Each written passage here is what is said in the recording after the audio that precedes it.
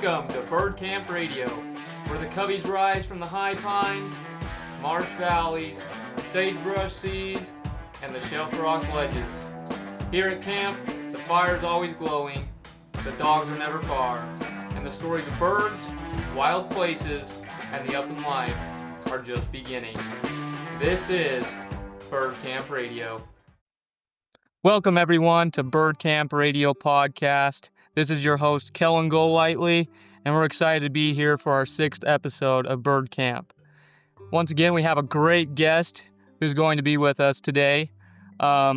This guest is once again an Oregon guest. Haley Veibell is from Oregon, Salem, Oregon, and she sent in a bio just earlier, and I'm going to read that for us.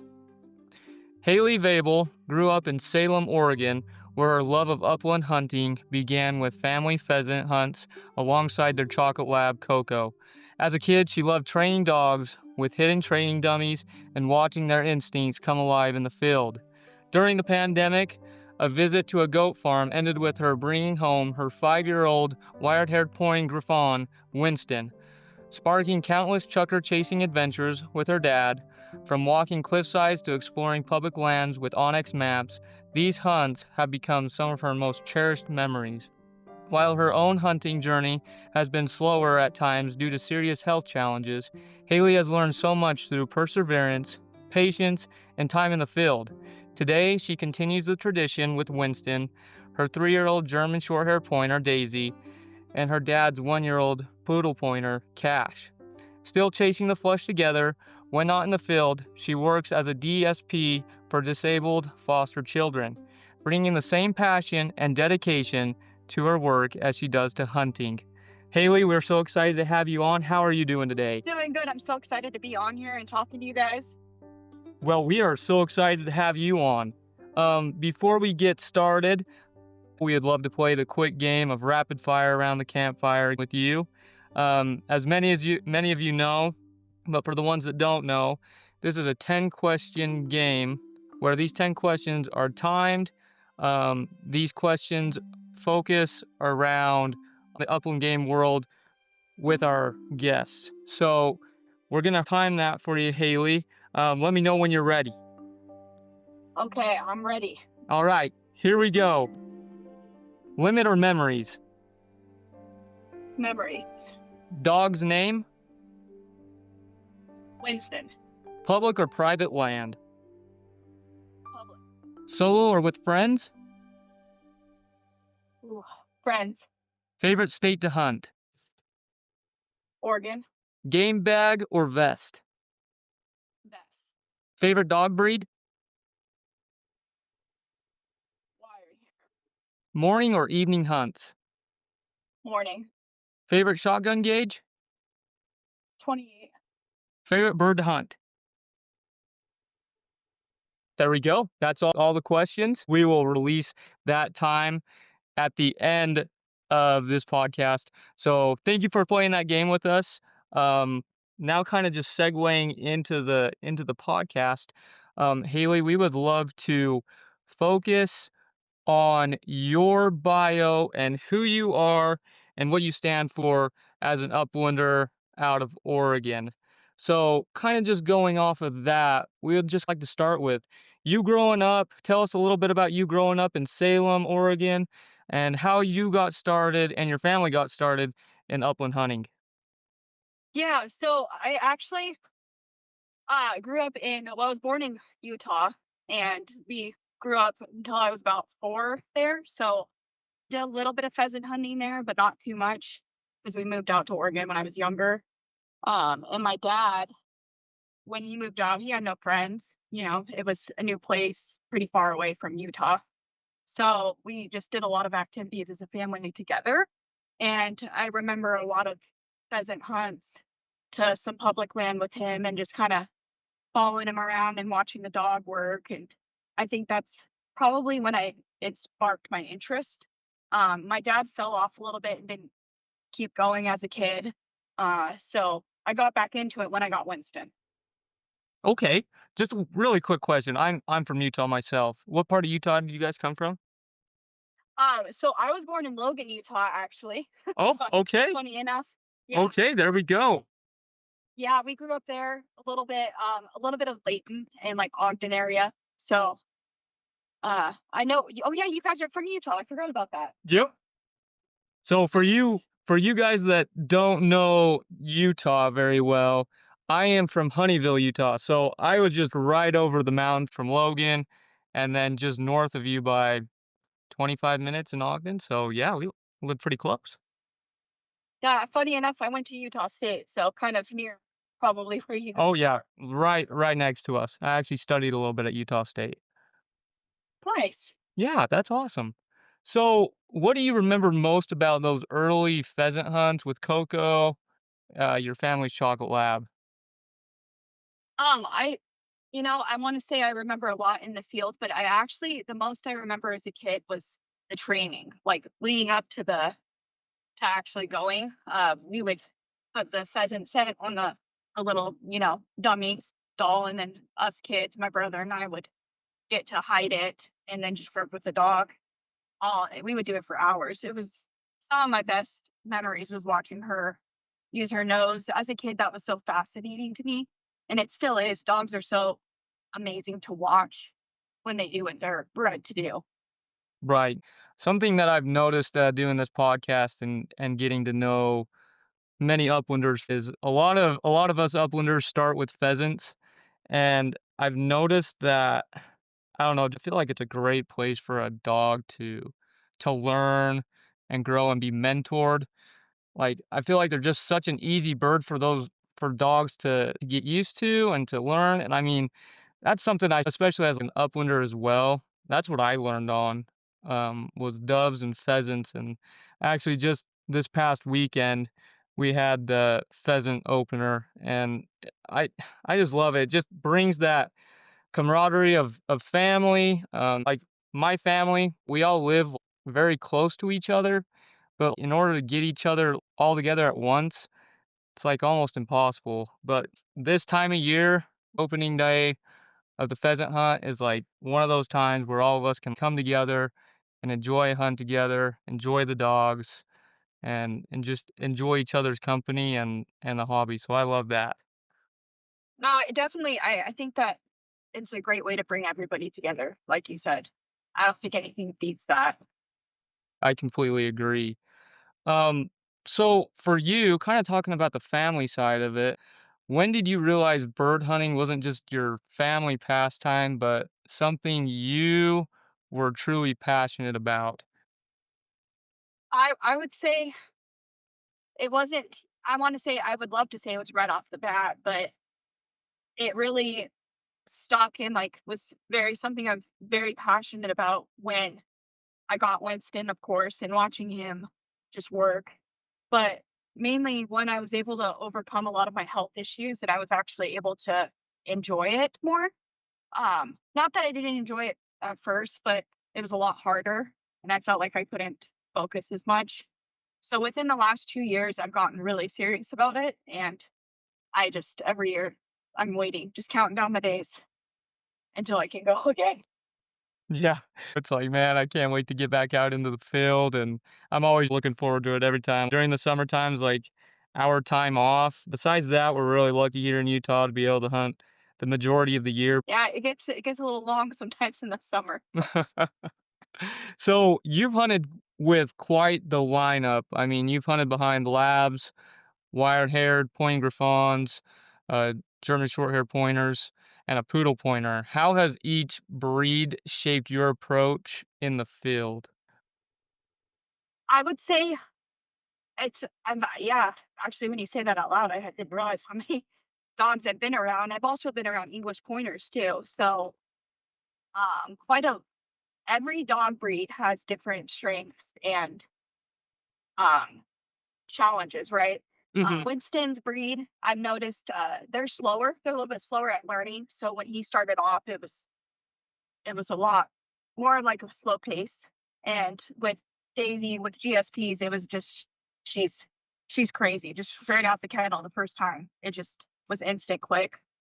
But I loved watching Winston progress slowly because I felt like he progressed with me, if that makes sense. It was a really good way for my dad and I to bond with him.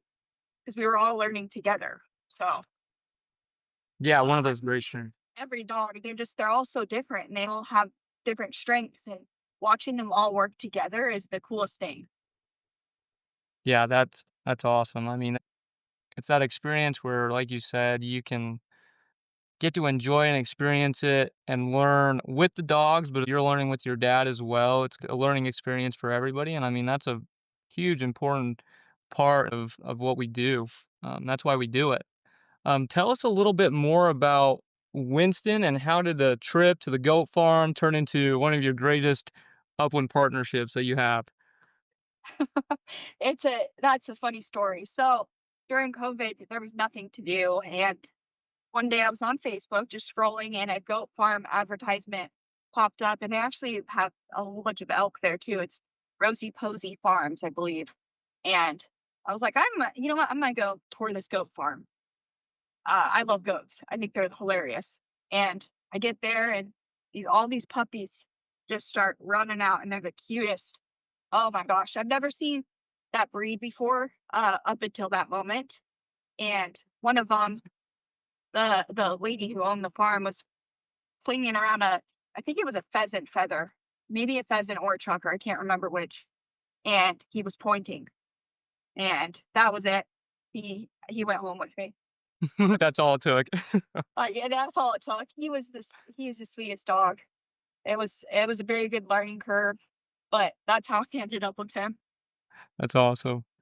That's one of my most favorite things with doing this podcast is getting to know how uplanders, come to find your dogs or the dog breeds that you explore and run with. Um, it's kinda cool to see that because I mean, we've had such a vast variety of different stories of how people came about certain dogs, certain breeds, how they began hunting with them. It's been quite exciting to get to know more about you guys and what kinda dogs everybody's running. It's quite a variety, I would say. No, I was listening to a couple of them, and it's fun to listen to all the stories and all the breeds. And you guys have GSPs, right? Or you don't have any personally yourself. Right. You've worked with GSPs, right? Yes. Yeah, and they're crazy to watch. They're insane. They're drive in the field. Just a go, go, go mindset. Oh yeah, I wish I had that energy. I think we all do. So, kinda segmenting to the next, you mentioned using Onyx maps and exploring cliffsides. What are some of your favorite types of terrain or hunts? I know you chukar hunt, and I mean, that brings a whole different terrain than what a lot of our listeners are used to. Yeah, it's so the hard part about Oregon is when you want to get like good chukar hunting, you're driving at least 4 hours. So anywhere I go, it's it's a trip. And when we first started off, it was a lot of we're gonna just try this place on X that's public. It looks like it can be the right terrain. We're just gonna experiment and show up.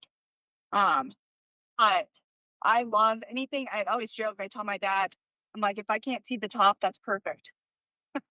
When we're driving in, that's what we want. So basically, anywhere that looks extremely hard. I mean, yeah, those chukars. I wouldn't say for us, we have it easier when it comes to chukar hunting, as at least in our area. I mean, being up in northern Utah, we have quite a bit of public land and we have it accessible in areas where we can get to pretty quickly. I mean, we can hunt chukars. Well, actually, we live right on a mountainside. If we really wanted to, we could just walk up this mountain right here and hunt chukars there. But usually we go out a little bit west, about 30 minutes, and you're right into it. But it's Oh, that's crazy. they are I they would are love that. difficult. That's amazing.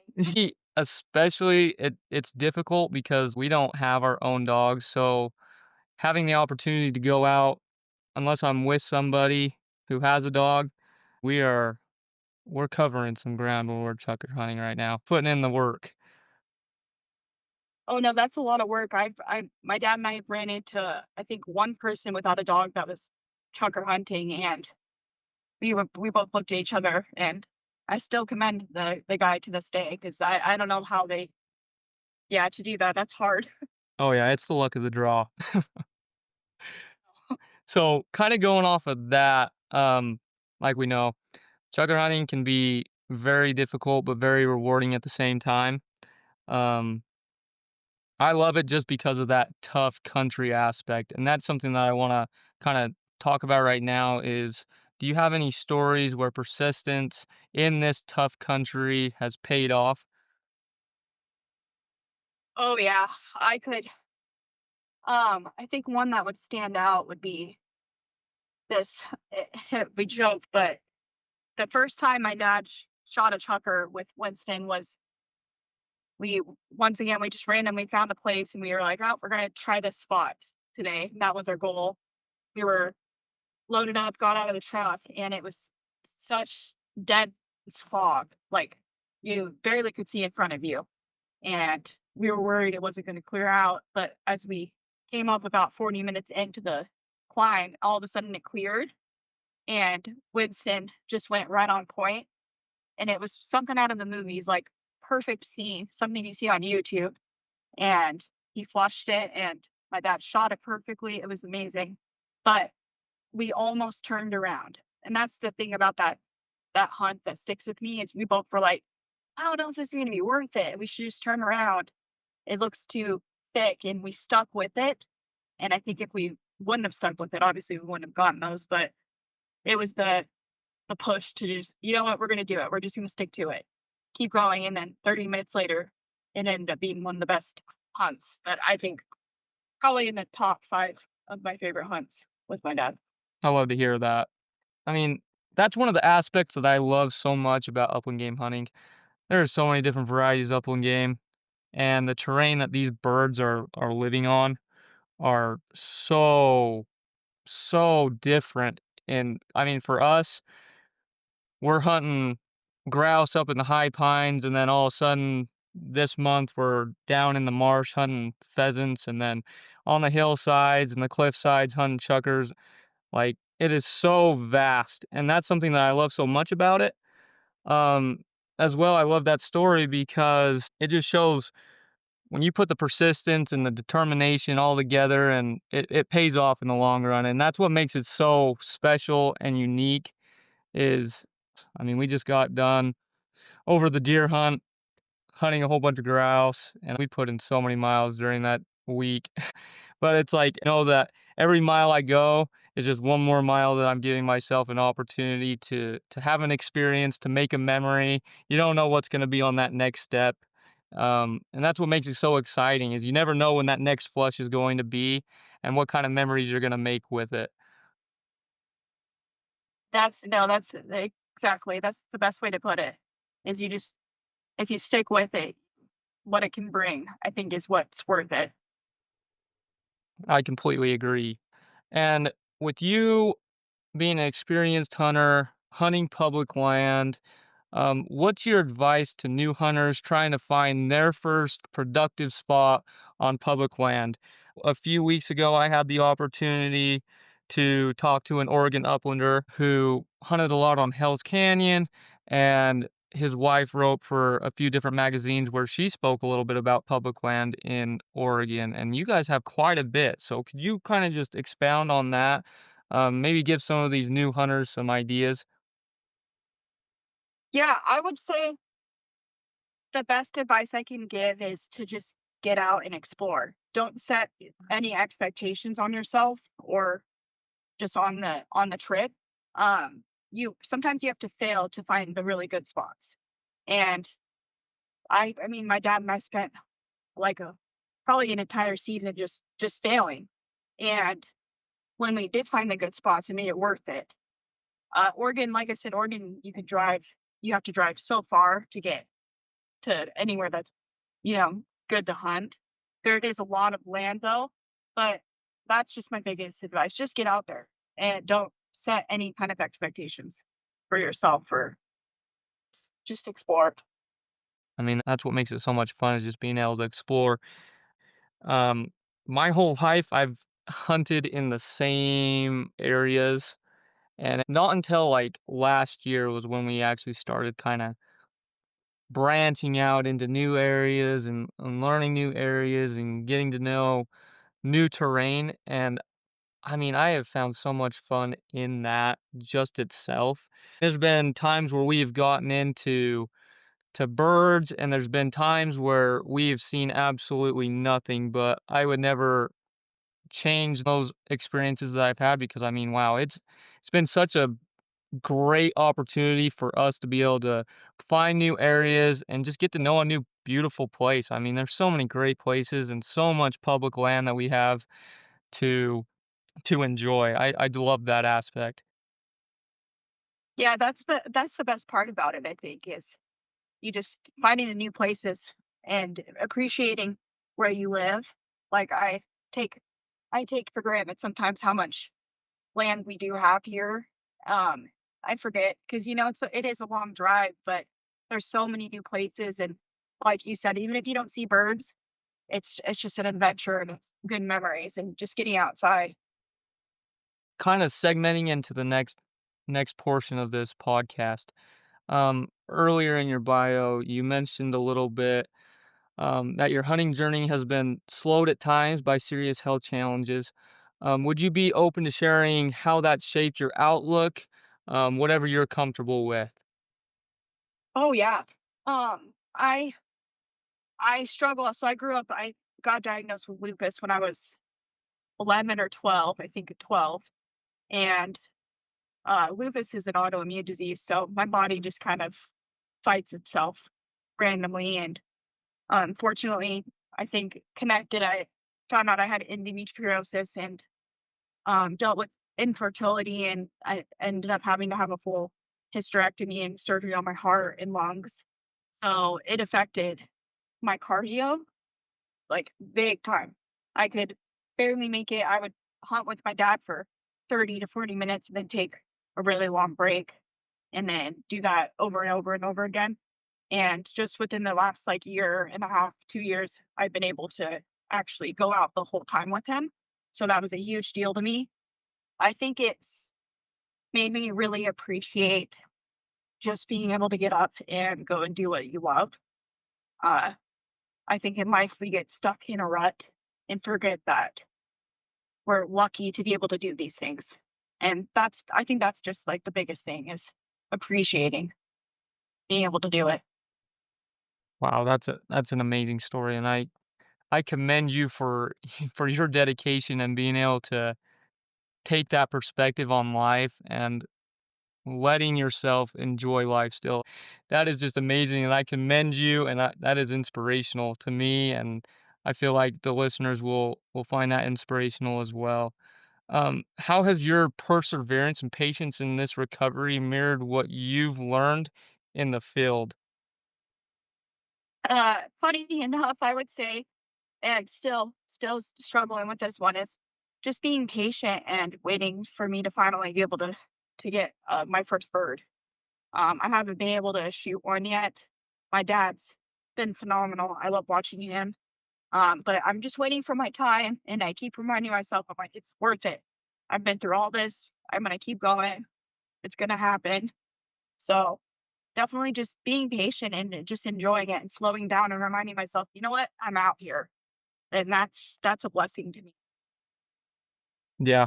I mean, I often sometimes get caught up in that, uh, where I focus too much on just, "Oh, I just wanna bag the limit," or "I just wanna just see something or just be successful," but sometimes the success doesn't fall necessarily in the bag of birds or the perfect flush. Like you said, a lot of that success just comes from getting out there, enjoying the experience, and allowing yourself to do it and enjoy it. Get caught up in so many other things, but when you're able to allow yourself to kinda reflect back and just be grateful for being able to have the opportunity. I mean, looking at it, there's not many people that have this kinda opportunity that we have within this sport. Not many people are gonna be able to have that and be able to enjoy the relationship that we can have with family, friends, and the dogs that we run and the birds that we hunt. I just absolutely love that. No, it's so fun to share it too with other people and that aren't into sports or not into hunting at all, like sharing just what kind of bird they are, the terrain and just the history of it. I love that aspect. Just people are like, "What? Wait, what are chukar?" And so that's my also another fun part about it too, is just getting to share. I You said that you listened to our first podcast, which for you guys that have not heard it before, um, our first podcast, I had my wife Rachel on, and she spoke a little bit about that. So I grew up upland game hunting, but she came from a family that didn't necessarily hunt a lot and not upland game. Her dad had a time and experience with pheasant hunting, but besides that, she never grew up learning it and hunting them. So it's been fun being able to teach her, and she spoke a little bit about that in the first podcast, how she was like, "I didn't even know what any of these birds were." Yeah, I loved that. That was one of my favorite episodes was listening to her story. I think it was a fun one. So going back to this, so what does the upland lifestyle mean to you beyond the birds and the dogs?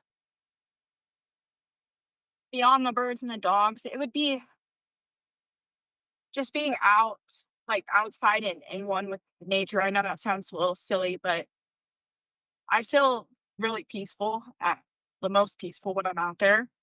And I think that the uplands for a lot of people probably do feel that way also. It's a way to escape.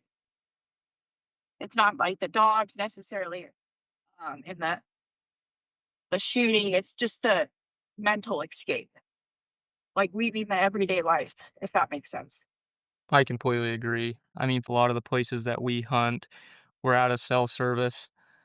And at the end of the day, you feel so much better after hunting. Getting in that exercise, putting in the grind, and being away from just the everyday mundane world is great to be able to get away from, I feel like. But kind of going into the next part, before we wrap this up, you work as a DSP for disabled foster children. Do you see any parallels between that work and your approach to hunting or training dogs? Yes, I would say that just the trust with it goes hand in hand. So being patient, these kids they come from different situations and it's sometimes not the best and it's slow learning how to trust others and it can take a really long time and I think it's the same way when you're training a dog. Some stuff comes slowly, but some stuff can come fast. But it's that initially, in the end, it's that bond, and I think that's the biggest thing I've seen is just being patient and staying true to myself and never giving up on anybody. No, I love that. With that said, do you have any values that you hope to pass down and share to others who are within the upland game community or just coming up? Anything that you would like to share with them? Yes, I would say the biggest thing would be don't put pressure on yourself. Just get out there and forget about the limits and the dream hunt, and that's great. I love dreaming about my one day it's gonna happen, but just getting out there and enjoying the moment and for forgetting about the pressure and just remembering that it's just a blessing to just be out there and get to do the sport. Go out, enjoy it. That's something that I feel like all of us can take away from what you've said today is go out and just enjoy the experience, whatever that experience may be that day, whether you're out there flushing, getting birds, not getting birds, but just enjoying the experience and then the opportunity to be able to be out there and do the things that we love to do. I love that. Um, what's next for you, Haley? New goals, new species, or new adventures with your dogs? I really want to eventually my goal would be to try to get into some grouse. That's like a big thing. And just getting one bird. That's my goal for the year, for this year's hunt. hunting season, but if it doesn't happen, it's okay. I would just say getting into new places, which my dad and I have checked a few off our list, and so maybe just one more place, but I just want to get out with my dad, so I think that's the biggest thing. I love that. That's a great goal, and there's so many of us out there trying to reach our goals before the seasons are over, and I feel like you're right on track for reaching your goals. Haley, we have absolutely enjoyed having you on this podcast, and thank you so much for all the inspirational talk that you've been able to share with us and your story as an uplander out of Oregon. Thank you so much again for coming onto the podcast. Thank you for having me. I really appreciate it. Before you go, guys, you know the drill. We need to release Haley Veibell's time on the rapid fire around the campfire game. Haley, your time was 41.11 seconds. So our top three still stand at Tanner Cruson in first with 35.52, Jimmy Humes in second at 35.91, and Eli Howard at 36.01. Thank you again, everyone, for listening to Birdcamp Radio. You can find us at Spotify, iHeartRadio, and Apple Podcasts. Please go follow and rate us on there. As well, we do have our social media platforms on Instagram and Facebook. Go follow us on there at Birdcamp Radio. And as well, we now do have a Birdcamp Radio store. You can find the link to the store on our social media platform bios, both on Birdcamp Radio on Instagram and Birdcamp Radio on Facebook. You can as well find it on my personal page on Instagram and Facebook at Kellen Golightly. Thank you again, everyone, for listening to Birdcamp Radio. Stay tuned for next week's podcast. You've been listening to Birdcamp Radio, where the high pines, marsh valleys, sagebrush seas, and shelf rock ledges always call us back. Until next time, keep your dogs close, your shot true, and your campfire stories ready to share. We'll see you back at camp. Don't miss out on the next episode, where we'll host our next guest on the podcast. You don't want to miss this one. Thank you.